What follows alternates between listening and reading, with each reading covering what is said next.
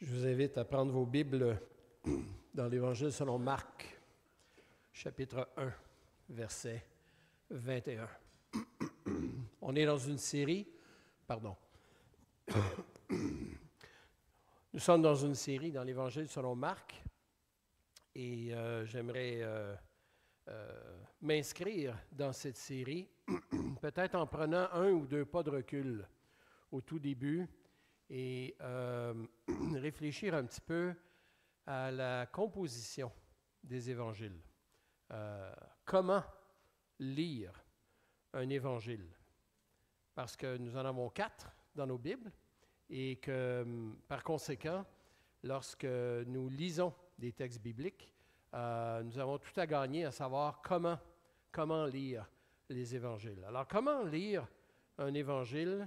Bon, c'est mon côté professoral là, qui ressort un petit peu ce matin. Mais d'abord, de lire un évangile comme un récit suivi. C'est-à-dire qu'on lit chaque évangile pour lui-même.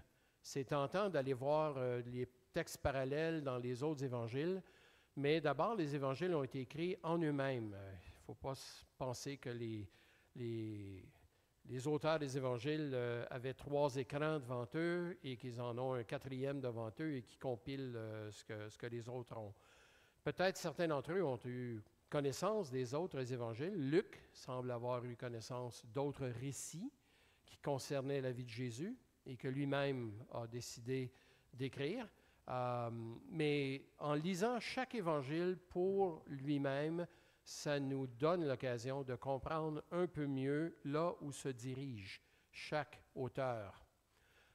Les évangiles, surtout l'évangile selon Marc, est facile à lire paragraphe par paragraphe comme étant des unités séparées. Alors qu'on a tout à gagner à lire, surtout l'évangile selon Marc, mais c'est vrai pour les autres, c'est de les lire comme étant composés de sections. La raison pour laquelle je mentionne ça, c'est parce que les paragraphes que nous allons voir ce matin se retrouvent en partie dans l'Évangile selon Matthieu, mais selon une séquence différente, dans un ordre différent. Ce ne sont pas tous les évangiles qui organisent le matériel de la même manière. Et la raison pour laquelle c'est le cas, c'est bien simple, c'est que chacun des évangélistes écrit dans le but, oui, de conduire ses lecteurs à la foi en Jésus-Christ, mais la façon dont chacun d'eux le fait répond à des critères qui leur sont propres. Conduits par l'Esprit de Dieu, ils ont choisi dans l'ensemble des événements qu'ils connaissaient, ils ont choisi de présenter la personne de Jésus comme ils ont choisi de le faire. Donc, en réorganisant du matériel, notre défi à nous, ce n'est pas de comparer ce qui est dans l'autre évangile, mais de plutôt comprendre pourquoi ici Marc ou Luc ou Jean ou Matthieu organisent le matériel de la façon dont il le fait.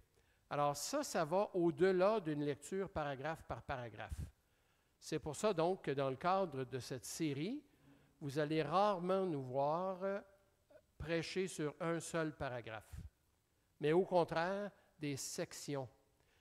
Et ça répond en fait à un défi, c'est de voir quel est le lien qui unit chaque section. Et entre autres, la section que nous regardons ce matin, un des liens, sinon le lien principal qui unit ces paragraphes-là, c'est la question des miracles de Jésus. Mais même le dernier de ces paragraphes, Marc 2, 1 à 12, en fait, lui-même fait partie d'une autre série. Alors, il joue un petit peu le rôle de jonction, en ce qu'il termine une série de miracles, mais il commence une série de conflits. Alors, de Marc chapitre 2, verset 1, notre paragraphe, mais jusqu'à la fin du chapitre 3, verset 6, on a un autre thème qui est celui des controverses entre Jésus et les autorités juives. Alors, c'est ce qui unit ces sections et donc en étudiant, en travaillant, en lisant et en relisant ces évangiles, on voit ces thèmes-là tranquillement émerger du texte. Donc, en identifiant les liens entre les paragraphes, je viens d'en parler, et une des façons de noter ces liens, c'est justement de noter les répétitions, les thèmes. Et lorsqu'on va faire la lecture de Marc chapitre 1, verset 21 jusqu'au chapitre 2, verset 12, on va noter certaines répétitions. Et finalement, de noter que les évangélistes ne nous écrivent pas des textes désintéressés. Non, les évangiles répondent à des critères de sélection et à des critères d'orientation, de sorte que le texte est orienté dans un but précis. Ni Jean, ni Marc, ni Luc, ni Matthieu ne nous disent tout au sujet de Jésus. Donc, ils ont choisi de nous présenter certains événements de la vie de Jésus, parfois les mêmes, parfois très différents, mais chaque évangile répond à sa logique interne. Et si ça vous trouble parfois de noter des différences entre les évangiles, les athées se servent de ces différences pour discréditer l'autorité de la Bible. En fait, ça vient l'augmenter, parce que ça nous montre que ces récits ne répondent pas simplement du copier-coller. Chaque évangile a sa logique interne. Et de vouloir prendre la logique, disons, de Matthieu et de l'appliquer à Marc de façon aveugle, c'est de ne pas comprendre l'historicité de la rédaction des évangiles.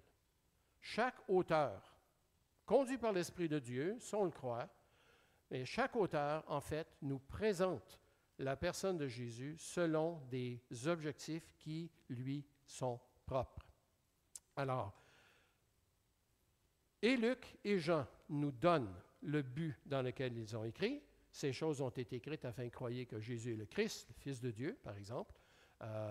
Ou encore Luc qui dit à Théophile, afin que tu reconnaisses la certitude des événements ou des éléments que tu as enseignés, des enseignements que tu as reçus.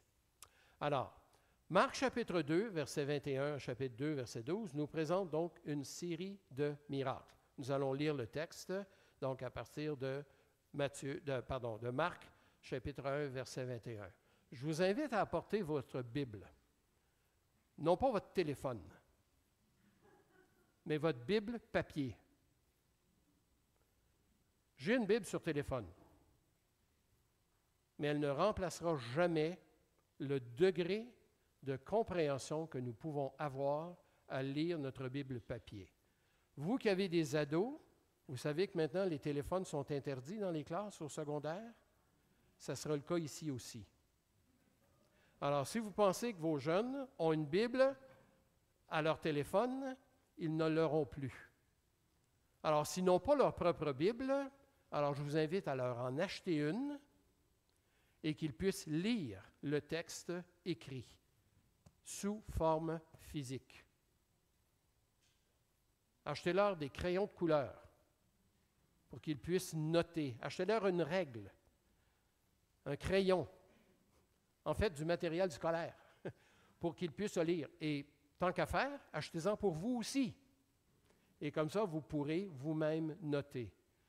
Ça fait des années, frères et sœurs, que j'enseigne la Bible. Ça fait des années que je la lis et rien ne remplacera une version imprimée du texte. En fait, c'est un grand privilège que nous avons. Dans l'histoire de l'Église, ça fait 150-200 ans que nous pouvons avoir une copie de la parole de Dieu entre nos mains. Alors, la semaine prochaine, ayez votre Bible papier et vous serez peut-être passé au magasin ou commandé. M. Bezos va se faire un plaisir de vous livrer ça chez vous, propriétaire d'Amazon, pour vous faire profiter d'une copie. Sinon, passez au Messager chrétien, ils en ont aussi pas mal, là-bas aussi. Alors, Marc chapitre 1, verset 21. Ils se rendirent à Capernaum, donc c'est Jésus avec ses disciples. Et le jour du sabbat, Jésus entra dans la synagogue et se mit à enseigner. 2 marqueurs ici, on est le jour du sabbat et on est dans une synagogue. Ils étaient étonnés de son enseignement. Première réaction. Car il enseignait comme ayant autorité et non pas comme leurs scribes. Ce thème de l'autorité, en fait, va nous suivre dans ces paragraphes. Les miracles de Jésus vont nous suivre, mais le thème de l'autorité va nous suivre jusqu'au chapitre 2, versets 1 à 12. C'est un des thèmes qui aussi unit ces paragraphes. Ça fait écho à la réaction des gens après le sermon sur la montagne. Les gens étaient frappés de son autorité. En fait, le thème de l'autorité parcourt ces paragraphes aussi. Alors, il se trouvait, justement dans leur synagogue, un homme possédé d'un esprit impur, et qui s'écria, « Que nous veux-tu, Jésus de Nazareth? Tu es venu pour nous perdre. Je sais qui tu es, le Saint de Dieu. » Jésus le menaça, « Tais-toi et sors de cet homme. » L'esprit impur sortit de cet homme dans une convulsion et en poussant un grand cri. C'est extraordinaire comme réaction. Tous furent saisis de stupeur, de sorte qu'ils se demandaient les uns aux autres, « Qu'est-ce que ceci? Une nouvelle doctrine donnée avec autorité. » En fait, on pourrait changer la ponctuation aussi. On pourrait simplement dire, « Une nouvelle doctrine. Avec autorité, il commande. » Donc, liez ça à la phrase suivante. « Avec autorité, il commande même aux esprits impurs. » Et ils lui obéissent. C'est une chose de leur commander, c'est une autre chose de se faire obéir. Et sa renommée se répandit aussitôt dans toute la région de la Galilée. En sortant de la synagogue, ils se rendirent avec Jacques et Jean à la maison de Simon et André. La belle-mère de Simon était couchée. Bon, Simon est marié. Alors, sa belle-mère est couchée, elle avait de la fièvre, et aussitôt on parla d'elle à Jésus. Il s'approcha, la fit lever en lui saisissant la main. La fièvre la quitta et elle se mit à les servir. On notera pourquoi tantôt, on a ce détail. Le soir venu, après le coucher du soleil, on lui amena tous les malades et les démoniaques. Et toute la ville était rassemblée devant la porte. Les rues sont étroites dans ces petites villes-là. Là. Il guérit beaucoup de malades qui souffraient de divers maux. Il chassa aussi beaucoup de démons, mais il ne laissait pas les démons parler parce que les démons, le connaissaient. Vers le matin, on pourrait traduire avant l'aube, pendant qu'il faisait encore très sombre, il se leva et sortit pour aller dans un lieu désert où il se mit à prier. On n'a pas le contenu de sa prière, on a simplement le fait qu'il prie. Simon et ceux qui étaient avec lui s'empressèrent de le rechercher. Et quand ils l'eurent trouvé, ils lui dirent « Tous te cherchent !» Ce n'est pas donné comme une information, c'est donné quasiment comme un reproche. Il leur répondit « Allons ailleurs, dans les bourgades voisines, afin que j'y prêche aussi, car c'est pour cela que je suis sorti. » Ouais, mais tous te cherchent. Non, allons ailleurs. Et il s'en alla par toute la Galilée, prêchant dans les synagogues et chassant les démons. Vous voyez qu'il y a du temps qui se passe. Nouvel épisode. Un lépreux vint à lui, et se jetant à genoux, il lui dit d'un ton suppliant, « Si tu le veux, tu peux me rendre pur. » Jésus, ému de compassion, étendit la main, le touche le lépreux. Normalement, ça rendait impur. Là, ça fonctionne différemment. C'est lui qui va être purifié. Jésus le toucha et lui dit, « Je le veux, sois pur. » Et aussitôt, la lèpre le quitta. Il fut purifié. Jésus le renvoya aussitôt avec de sévères recommandations. Il était capable de faire taire les démons, mais ici, il y a un lépreux à qui il parle, mais qui ne lui obéira pas. Et il lui dit, « Garde-toi de ne rien dire à personne, mais va te montrer au sacrificateur, au prêtre, et présente pour ta purification ce que Moïse a prescrit. » Il y avait des lois par rapport à la lèpre dans l'Ancien Testament. Alors, on devait se présenter devant un prêtre pour qu'il puisse attester de notre guérison, tout ça. Et ceci afin que cela leur serve de témoignage, verset 45. Mais, verset 46, cet homme, une fois parti, se mit à publier hautement la nouvelle et à la colporter, de sorte que Jésus ne pouvait plus entrer ouvertement dans une ville. Je répète, les villes ont des rues étroites. Il se tenait dehors, dans les lieux déserts. Les lieux déserts, ce n'est pas là où il y a du sable, c'est là où il n'y a personne qui habite. Alors, en campagne, on pourrait dire. Et l'on venait à lui de toutes parts. Nouvel épisode. Quelques jours après, Jésus revint à Capernaum. On apprit qu'il était à la maison. Et il s'assembla un si grand nombre de personnes qu'il n'y avait plus de place même devant la porte. Et il leur annonçait la parole. On vint lui amener un paralytique porté par 4 hommes. Comme ils ne pouvaient le lui présenter à cause de la foule, ils découvrirent le toit au-dessus de l'entretoit où se tenait Jésus. Les escaliers sont extérieurs, comme sur la rue Saint-Denis à Montréal. Et puis, les toits sont plats, c'est en tuiles, alors on enlève et on fait descendre ce paralytique fort probablement sur un grabat. Alors, ils descendirent par cette ouverture le lit sur lequel le paralytique était couché. Jésus, voyant leur foi, celle des amis, mais probablement aussi celle du paralytique, dit au paralytique, « Mon enfant, tes péchés te sont pardonnés. » Il y avait là quelques scribes qui étaient assis et qui raisonnaient en eux-mêmes. « Comment celui-là parle-t-il ainsi? Il blasphème.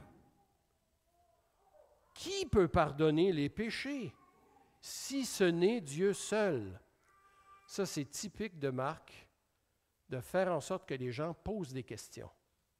Il rapporte plusieurs fois des gens qui posent des questions, entre autres pour amener ses lecteurs à se les poser eux-mêmes.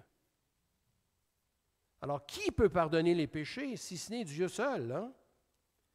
Comment est-ce qu'il peut parler ainsi? Jésus connut aussitôt par son esprit leur raisonnement intérieur.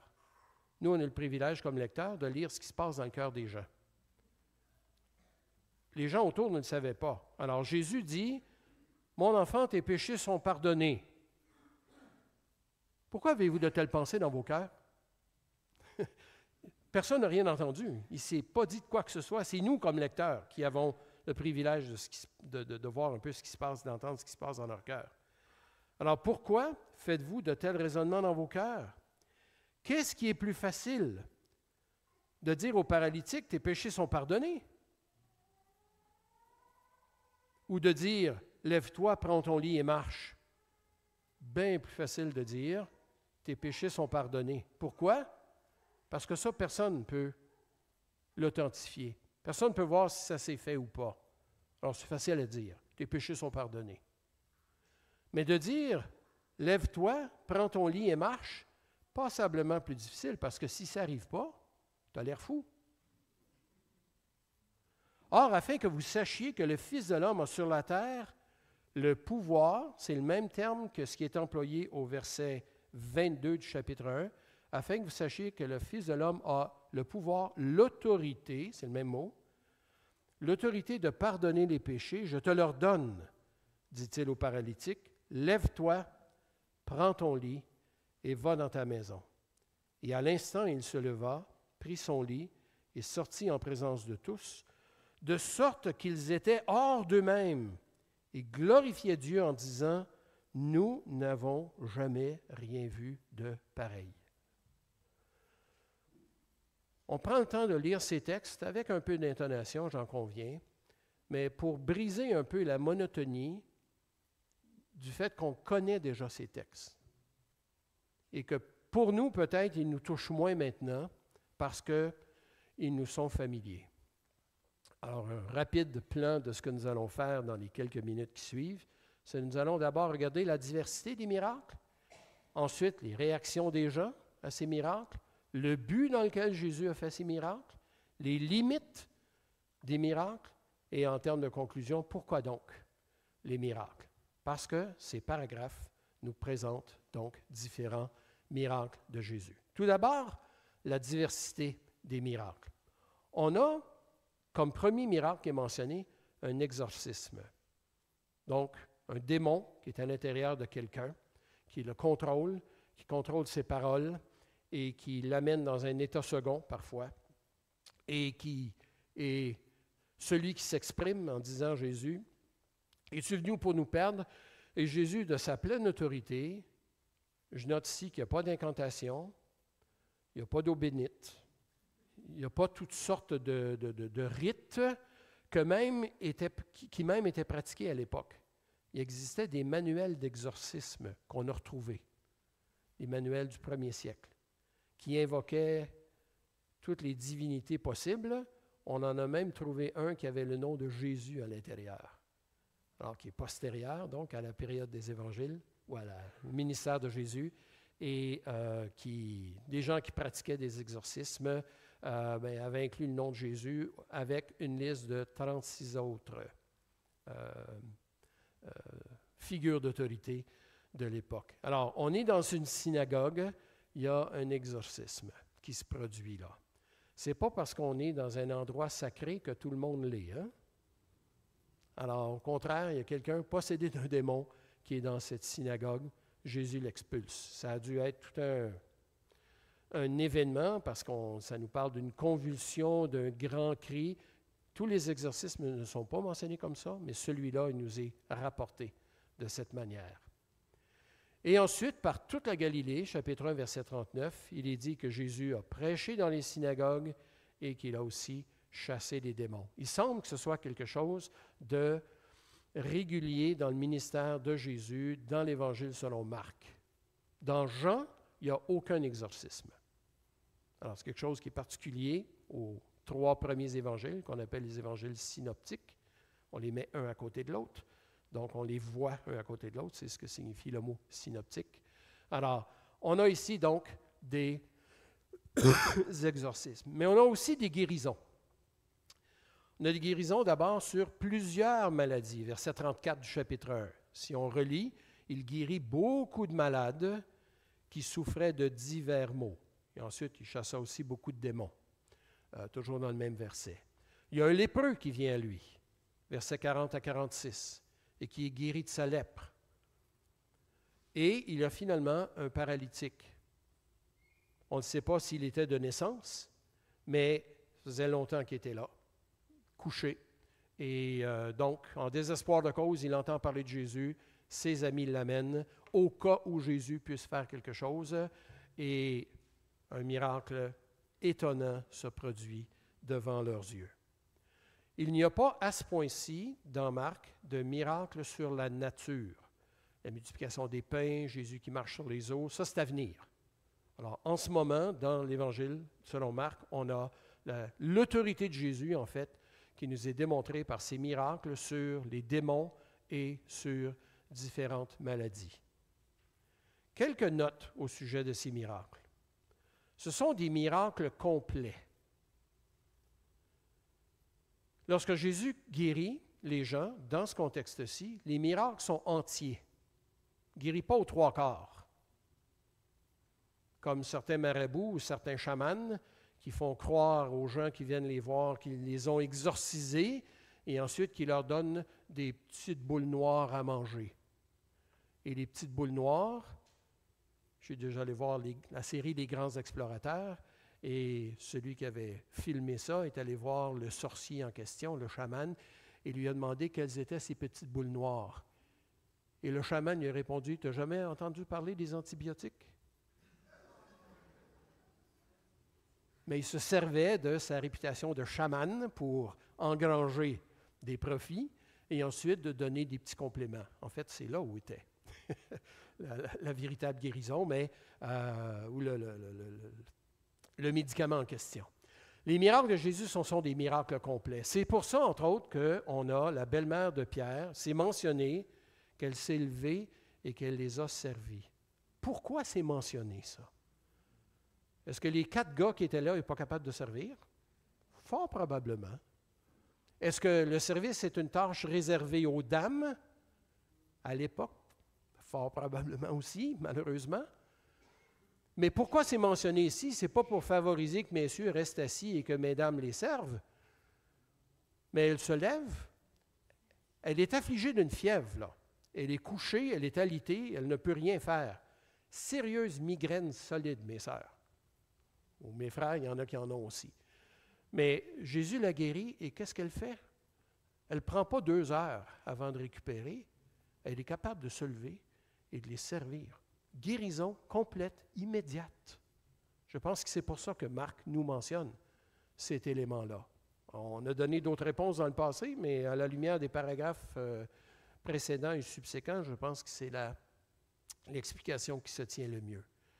Il y a eu des miracles qui ont été faits en privé et d'autres en public.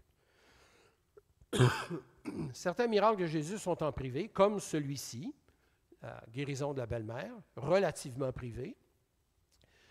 Il y aura des miracles qui seront faits en privé, comme la résurrection de la fille de Jaïrus, pour lequel miracle Jésus dit aux parents, pas un mot à personne.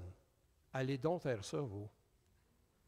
Votre fille est morte, Jésus vient, il la ressuscite, puis il dit, chut, parlez-en pas. Ouais, bien, elle va se promener, elle, plus tard, là. Elle ne sera pas confinée à la maison. Alors, mais il y a une raison pour laquelle. Et juste avant cet événement-là, il y a une femme atteinte d'une perte de sang pendant 12 ans, le même âge que la petite fille qui est en train de mourir. Mais cette personne-là vient toucher l'arrière du vêtement de Jésus et les guérit. Jésus s'arrête. Un miracle public, mais qui aurait pu passer complètement inaperçu. Et là, Jésus s'arrête et dit, « Qui m'a touché? » L'apôtre Pierre lui répond, ma traduction, « Qui est-ce qui ne te touche pas? » Hein? La foule te presse. Tout le monde te touche. Et il dit, « Non, non, il y a quelqu'un qui m'a touché. » Et Jésus force, pour ainsi dire, cette femme à confesser le fait qu'elle a été guérie. Ce paralytique qui est guéri devant des gens. Il y en aura un autre au chapitre 3, l'homme à la main sèche, que Jésus fait descendre au centre dans la synagogue. Les antécédents de Price is Right. Come on down, hein, descends et viens voir. Et Jésus le guérit devant tous. Il aurait pu simplement attendre à la fin, puis au sortir de la synagogue, petit coup de coude, tu es guéri. Mais ce n'est pas ça qu'il fait. Jésus, on dirait qu'il se plaît à publiciser des choses qui auraient pu se faire en public et faire en privé des choses qui, d'une certaine manière, sont destinées à être publicisées. Alors, il y a différents genres de miracles comme ça qui se passent dans l'Évangile selon Jean. Et ils ne répondent pas toujours à la même logique. On aimerait bien avoir une solution mur à mur pour les miracles de Jésus, mais il n'y en a pas. Et finalement, ce sont des miracles qui, dans le contexte actuel, ce sont des miracles qui sont accomplis avec autorité. Chapitre 1, verset 27, les gens sont frappés de son autorité. Non seulement il commande aux esprits, mais les coquins, ils obéissent. Ils obéissent. Tu peux t'époumoner à essayer d'exorciser quelqu'un, puis l'esprit te résiste. Non, Jésus commande à cet esprit de sortir, et pouf, il s'en va. Un grand pouf, là, j'en conviens, avec les convulsions puis le cri. Néanmoins, il courbe l'échine, ces démons. Verset 22, les gens sont frappés de son autorité. Il enseigne avec autorité, il commande avec autorité. Verset 34, sa renommée se répand. Chapitre 2, verset 10, qui peut pardonner les péchés, afin que vous sachiez que le Fils de l'homme a l'autorité de pardonner les péchés. Voyez la suite, le thème qui parcourt ces versets. Alors, ce sont des miracles qui sont accomplis avec autorité. Quelles sont les réactions maintenant aux miracles de Jésus? Bien, elles sont de deux ordres, ou de trois ordres, mais surtout de deux ordres. Il y a des réactions positives. Au verset 27 du chapitre 1, il y a une stupeur. Les gens n'en reviennent pas. Peut-être qu'ils s'étaient habitués à la présence de ce démoniaque qui faisait ses crises une fois de temps en temps, on ne le sait pas. Mais là, ils disent, qu'est-ce que ceci? Une nouvelle doctrine avec autorité. Ou avec autorité, il commande. Alors, il y a une stupeur. Verset 28, la renommée de Jésus se répand. Et au verset 32 et 33, ça a comme conséquence qu'il y a des foules qui viennent. T'as un guérisseur sur place. Même pas besoin de te déplacer trop loin. C'est dit qu'on est venu de partout.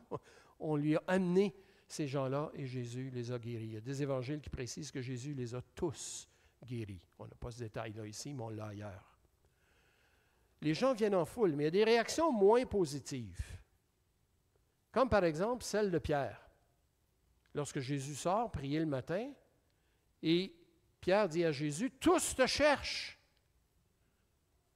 Ça nous dit quoi, ça, par rapport aux réactions des gens suite au miracle de Jésus? C'est qu'une foule est venue, a été guérie, Et puis là, tout le monde veut que ça continue. The show must go on, Jésus. Hein? Ça doit continuer. Tous te cherchent. Peut-être pour voir d'autres miracles, peut-être pour en recevoir d'autres. Jésus nous laisse comprendre ici que son ministère ne se résume pas, un, à attirer des foules, et deux, à faire des miracles. Non, sortons, allons plus loin. C'est pour ça que moi je suis sorti. C'est pour aller dans d'autres bourgades, afin que j'y prêche aussi. Il semble qu'il est peut-être plus important que les miracles de Jésus. C'est noté assez souvent dans le texte.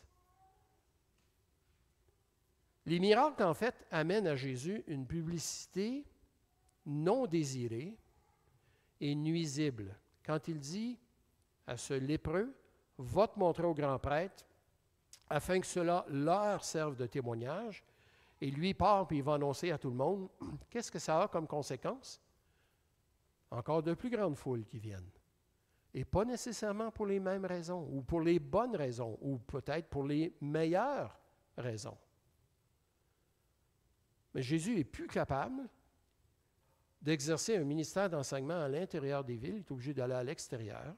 Est-ce que c'est une bonne chose ou une mauvaise chose? Peut-être un peu des deux. Mais il nous est dit ici que suite à la désobéissance de cet homme, bien, Jésus est plus capable d'être dans un coin, dans une ville, sans que la foule se ramasse. Au chapitre 2, verset 12, suite au fait que les gens ont vu le paralytique prendre son lit et sortir à pied, ils disent, la mâchoire leur tombe, « Nous n'avons jamais rien vu de pareil. » Peut-être.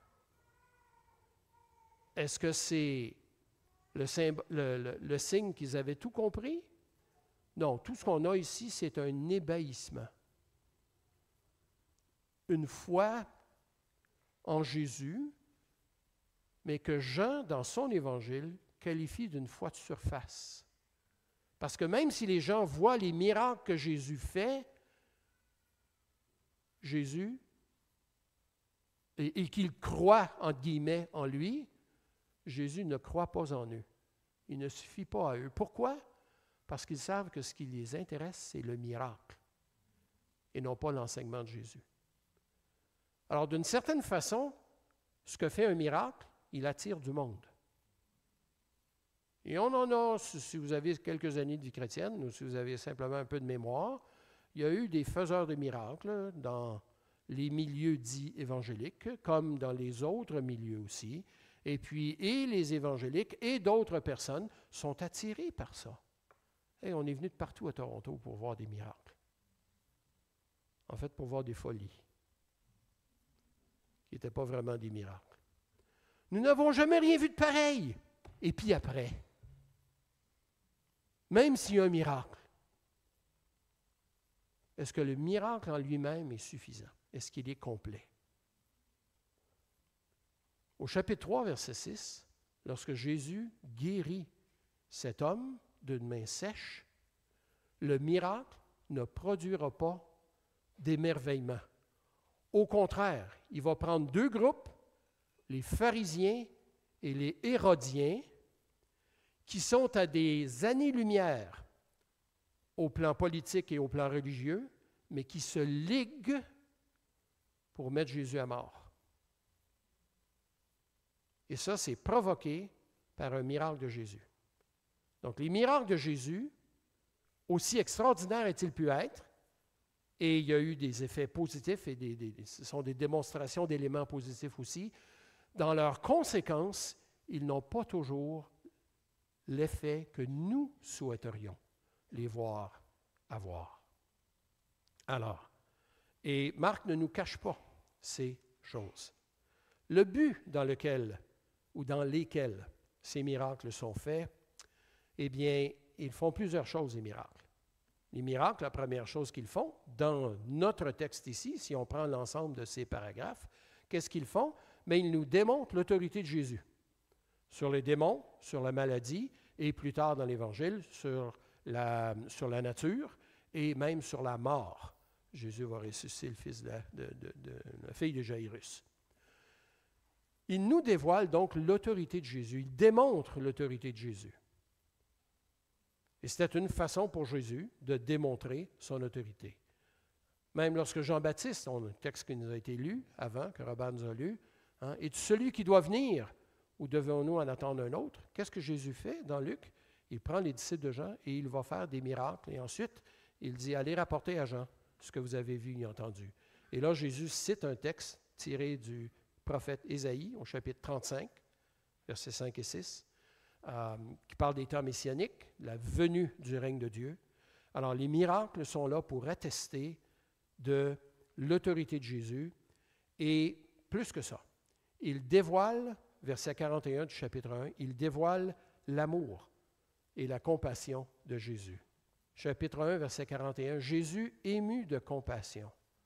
C'est le même verbe qui est employé ailleurs dans Luc, à quelques reprises, pour Jésus qui est ému de compassion, ou le Père qui est ému de compassion devant son Fils qui revient, Fils prodigue, ou le bon Samaritain qui est ému de compassion. C'est le même verbe qui est employé. Alors Jésus ici, ce n'est pas dans une parabole, c'est lui-même qui est ému de compassion et qui va même jusqu'à toucher cet homme. Il le fait non seulement pour démontrer son autorité, démontrer sa nature, qui il est, son identité, ça c'est un autre élément, mais il le fait aussi comme démonstration de sa compassion. Quand tu travailles avec les gens, quand tu es entouré de gens qui souffrent, il est facile de perdre cette compassion, mais d'autre part, et là je m'adresse aux gens, par exemple, dans nos milieux qui travaillent donc dans le milieu hospitalier, vous devez avoir une compassion envers les gens qui vous ont mené là. On ne fait pas ça juste pour l'argent. Certainement pas pour les beaux horaires de travail. Non, on le fait entre autres parce qu'on est touché par la souffrance humaine. Ceux qui veulent aider habituellement ont ce sens de la compassion. Imaginez le Seigneur Jésus, ému de compassion. En fait, les miracles aussi, dans l'ensemble des évangiles, moins dans Marc, mais dans Matthieu, ils attestent la présence du royaume. Le royaume est arrivé. Chapitre 1, verset 15. Jean-Louis nous en a parlé. Le royaume de Dieu s'est approché. Repentez-vous et croyez à l'Évangile. Croyez à la bonne nouvelle. On pourrait dire, le royaume s'est approché, mais ce qui est arrivé, plus tard, en réponse à des questions, Jésus va dire, si c'est par l'Esprit de Dieu que je chasse les démons, parce qu'il est accusé de chasser des démons par Béelzébuth, ça c'est dans Matthieu 12, il dit, si c'est par l'Esprit de Dieu que je chasse les démons, sachez que le royaume de Dieu est au milieu de vous. Le royaume de Dieu, ce n'est pas seulement approché, il est arrivé. Il était là, bien présent, lors de la présence de Jésus. Donc, les miracles attestent aussi, non seulement de l'amour de Jésus, de l'autorité de Jésus, j'ai mentionné l'identité de Jésus, même si ce n'est pas là, mais ça atteste aussi la présence, à ce moment-là, du royaume de Dieu. C'est le royaume de Dieu dans votre pensée, il est encore à venir. Sachez que les évangiles annoncent un royaume de Dieu qui était déjà présent à l'époque où Jésus était présent. Les miracles pointent en fait vers plus loin que les miracles. Et ça aussi, on en a entendu parler plus tôt. Les miracles, en fait, ne sont pas des fins en elles-mêmes. Les miracles pointent vers autre chose. En fait, ils pointent vers celui qui pardonne les péchés. Si je m'attache au miracle et que je manque Jésus, j'ai manqué le but des miracles. Parce que les miracles sont là pour nous conduire à examiner un peu plus. Qui est Jésus? Quelle est son autorité? Pourquoi il fait ci? Qu'est-ce que ça démontre? Les Juifs de son époque n'ont pas pu nier que Jésus faisait des miracles. Ce qu'ils ont fait, c'est qu'ils en ont attribué la source au diable, à Béelzébuth. Et on retrouve ça dans les écrits juifs, entre autres dans le Talmud, plus tard. On nous parle de Jésus comme étant un faiseur de miracles, mais un faiseur de miracles qui le faisait par l'autorité de l'ennemi de Dieu. Les miracles pointent vers celui qui pardonne les péchés. Plus important que nos maladies se trouve la réalité de nos péchés devant Dieu. Et le cancer le plus virulent que nous ayons, et qui fonctionne à petite dose, mais qui va nous tuer, c'est le péché. Et c'est là, ce pourquoi Jésus est venu, pour nous pardonner nos péchés, donner cette guérison spirituelle de cette maladie spirituelle. Les miracles déclarent l'autorité divine de Jésus, non seulement son autorité, mais une autorité qui vient de Dieu. Chapitre 2, versets 7 et 10. Afin que vous sachiez que le Fils de l'homme a sur la terre le pouvoir de pardonner les péchés. Qui peut pardonner les péchés si ce n'est Dieu seul? Mais sans moi avoir été Jésus, je leur aurais dit, justement, vous n'avez pas compris qui je suis? Non, il n'est pas allé là. Néanmoins, ça pointe vers le fait que Jésus a une autorité divine, et qu'il est donc Dieu le Fils venu sur terre. Et en fait, les miracles sont là pour attirer l'attention, certes, mais ils attirent l'attention vers autre chose, vers la réelle mission de Jésus. Lorsque Pierre lui dit « Tous te cherchent », vraisemblablement pour que les miracles continuent, Jésus fait suivre ce groupe de miracles, cette grappe de miracles, d'un ministère de prédication itinérant dans toute la Galilée, où il prêche dans la synagogue et il chasse des démons. Mais c'est intéressant de noter que l'enseignement a le dessus en termes de nombre de mentions sur les exorcismes et les miracles dans ce contexte-ci. Jésus ne fait pas que des miracles, il enseigne. En fait, les miracles sont là pour peut-être attirer les gens, attirer l'attention des gens à son enseignement. Beaucoup plus qu'au fait qu'il fait des miracles.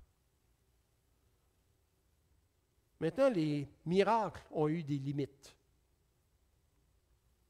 Des limites bien réelles. Ils ne remplacent pas l'enseignement de Jésus. Je viens d'y faire référence. Mais au verset 22, c'est dit qu'il enseignait avec autorité. Donc déjà, l'enseignement joint à l'autorité est signalé au début de cette suite de paragraphes. Verset 38, si Jésus est sorti et qu'il va aller dans un ministère itinérant, il dit, c'est afin que je prêche aussi dans ces endroits. Les miracles vont accompagner, ils vont soutenir son message.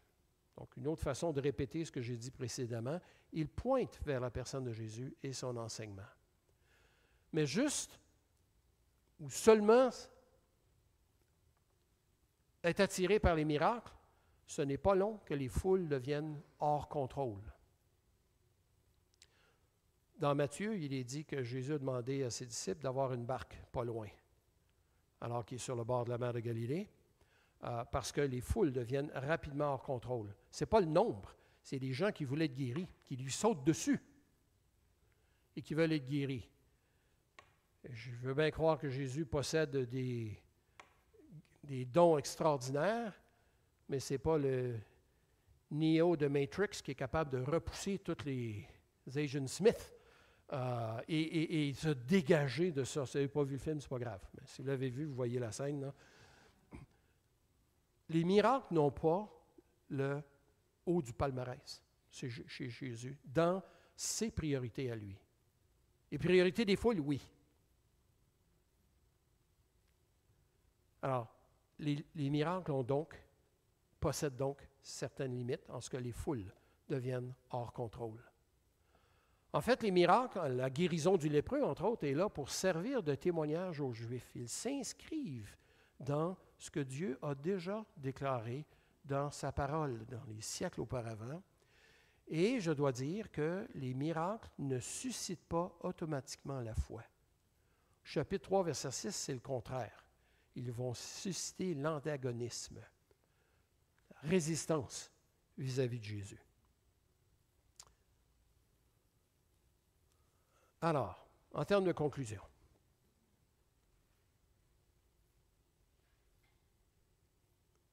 les Juifs cherchent des miracles, les Grecs cherchent la sagesse. Hein? Les miracles sont des enseignes, des poteaux indicateurs vers autre chose.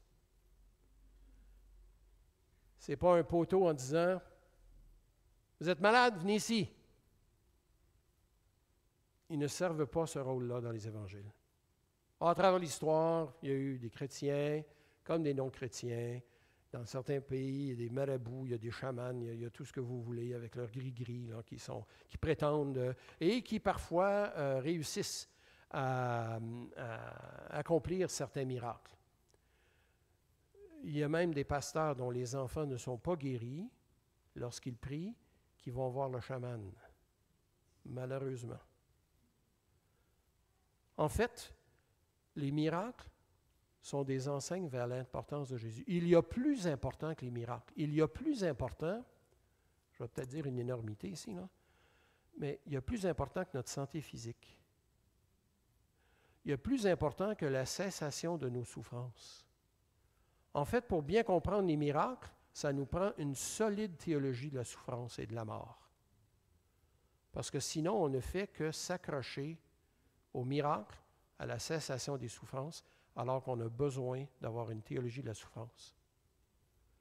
C'est John Piper qui avait prêché « Don't waste your cancer ».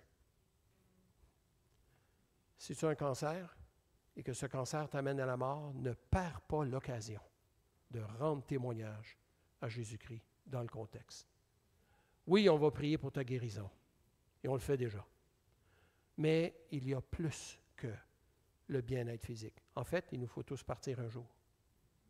Je vous ai déjà raconté l'histoire de quelqu'un qui était venu à l'Église il y a des années, on était sur Jeanne d'Arc, et qui voulait que je prie pour lui pour qu'il soit guéri. Et il ne voulait pas que je prie pour que la volonté de Dieu se fasse. Il me l'a dit. Il dit, je ne veux même pas que tu y penses. Je veux que tu pries pour que je sois guéri. Parce qu'il voulait que sa famille vienne au Seigneur grâce à sa guérison. Et je dis, si dans l'entretemps, tu vis bien ta préparation à ton décès et que tu rédiges toi-même le message que tu aimerais être lu à tes funérailles, à l'effet que tu n'es pas mort pour l'éternité, au contraire, tu es avec Jésus-Christ, je dis là, ils vont l'entendre, ils n'auront pas le choix. L'audience captive, hein? Ne serait-ce que par politesse, ils vont écouter. Mais il était déjà trop souffrant et rendu trop loin, qui n'était pas prêt à considérer la chose, malheureusement. Mais les miracles sont des enseignes vers plus que le miracle, vers l'importance de Jésus. Ils sont des enseignes, des poteaux indicateurs vers l'autorité de Jésus. Et plus important que la guérison et la fin des souffrances, c'est le fait est-ce que je suis soumis à la volonté de Dieu. Non pas ma volonté, hein, qui a été dit, plutôt, mais la tienne. Et ça demande une sacrée dose de foi. Ça demande une abnégation. Et j'ai dû prier ce genre de prière-là entre le 14, 15 et 16 juillet l'année dernière, suite à l'arrêt cardio-respiratoire de Lise. Et ça n'a pas été facile à prononcer. Ça m'a pris 24 heures, 48. Et pourtant, il me semble que j'ai une bonne théologie. Mais ça prend la grâce de Dieu pour en arriver là et s'attacher à plus que la fin de la souffrance ou le rétablissement complet. Et c'est Dieu qui choisit. Le point de mire dans tout l'Évangile demeure la personne de Jésus, son enseignement, son œuvre à la croix, beaucoup plus que ses miracles.